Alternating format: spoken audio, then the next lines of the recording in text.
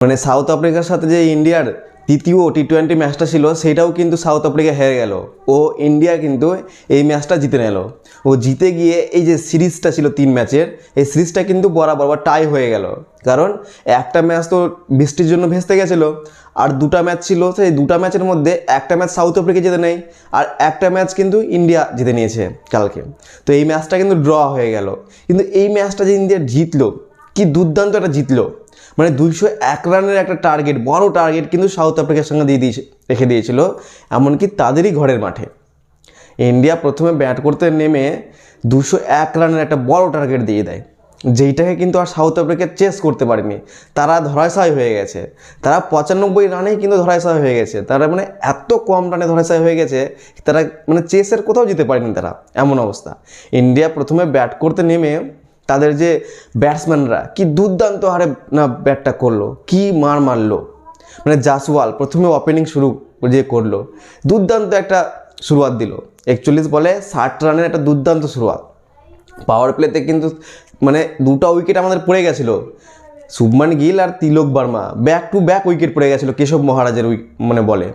মানে শুভমান গিল পড়ার সাথে সাথেই কিন্তু তারপরে বলটাতেও কিন্তু এই যে তিলক বর্মাটা পড়ে গেছিলো। তবুও সেখান থেকেও যে জাসওয়াল আর সূর্যকুমার যাদব যেইভাবে ম্যাচটাকে নিয়ে গেল, যেইভাবে ম্যাচটাকে শুরু করলো, একদম দুর্দান্ত ম্যাচ।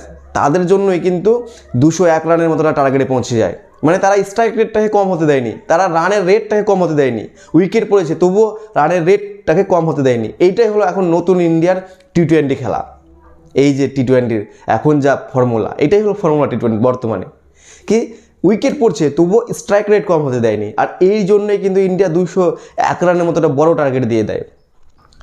যেমন জাসওয়াল তো ভালো শুরুয়াত দেয়ই, কিন্তু শুভমান গিল হয়তো মানে ভালো একটা রান করতে পারেনি। তিলক বর্মা ওই যে ব্যাক টু ব্যাক উইকেটটা পড়ে যায়। তারপরে যে সূর্যকুমার যাদব যে এসে একটা দুর্দান্ত খেলেও যে উইকেটটা ধরে নেয়, মানে প্রথমে তার পারিটা দেখবেন তো মনে হবে কি রান আপ বল খেলছিল। কারণ তিনি 23 বলে 27 রান এইরকম একটা কিছু রান চলছিল।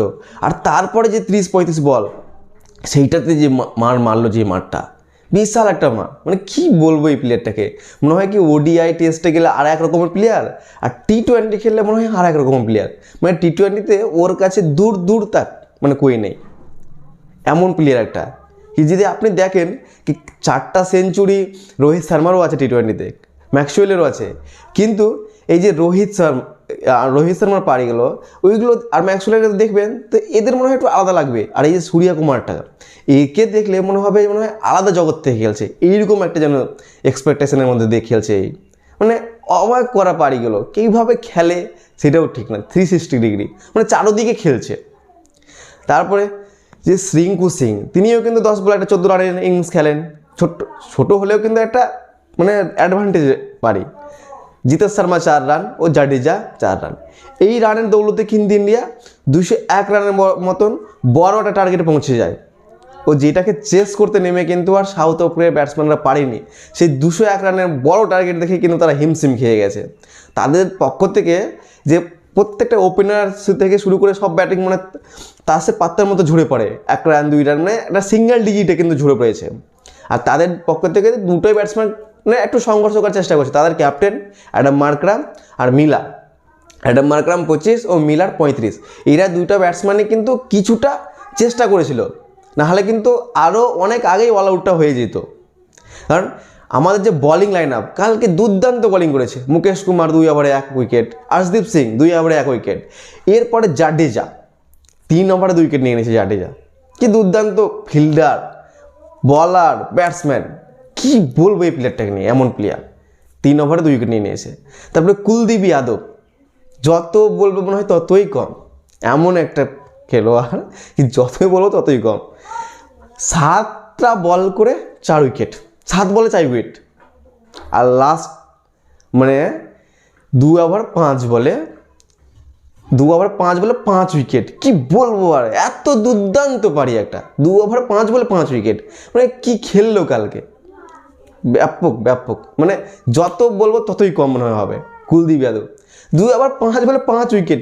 আমার মনে হয় কি এইটা মানে কুলদীপ যাদবের ওয়ার্ল্ড মানে পুরো মানে ক্রিকেট কেরিয়ারে তারা এটা সবথেকে ভালো পারি, 2 ওভার 5 বলে 5 উইকেট।